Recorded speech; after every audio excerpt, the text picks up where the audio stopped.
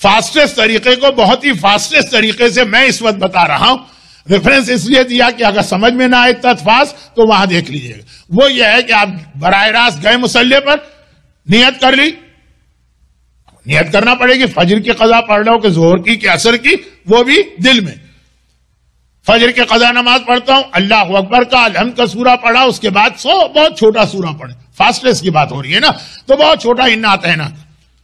سیدھا رکوع میں چلے گئے, سبحان اللہ سبحان اللہ سبحان اللہ کا, کھڑے ہو گئے, فوراً سجدے میں چلے گئے, سبحان اللہ سبحان اللہ سبحان اللہ کا, بیٹھ گئے, فوراً دوبارہ سجدے میں گئے, سبحان اللہ سبحان اللہ سبحان اللہ کا, بیٹھ گئے, ایک رکعت ہو گئی. اب اس کے اندر یہ فاسٹنس کیسے ہوا؟ اس کے اندر جتنے دوسرے اللہ اکبر تھے وہ سب کاٹ دیے گئے, سمع اللہ لمن حمیدہ کاٹ دیا گیا, دو سجدوں کے بیچ میں اللہ اکبر استغفر اللہ ربی واتوب الیہ دوسرا اللہ اکبر کاٹ دیا گیا, دوسرے سجدے کے بعد بیٹھے اور اللہ اکبر کہہ کے بحول اللہ کہتے ہیں, وہ دونوں چیزیں کاٹ دی گئیں, ایسے ہی بیٹھے اور کھڑے ہو گئے. کیونکہ بعض ایرانی اور عرب علماء آپ کے سینٹر میں بھی آتے رہتے ہیں, ان کے پیچھے آپ نے نماز پڑھی ہوگی تو وہ تو ادا نماز میں بھی کبھی استغفر اللہ پڑھا, کبھی نہیں پڑھا, سجدے سے اٹھ کے اللہ اکبر کہا, فوراً سجدے میں چلے گئے, تو تھوڑا آپ عادی ہوں گے. لیکن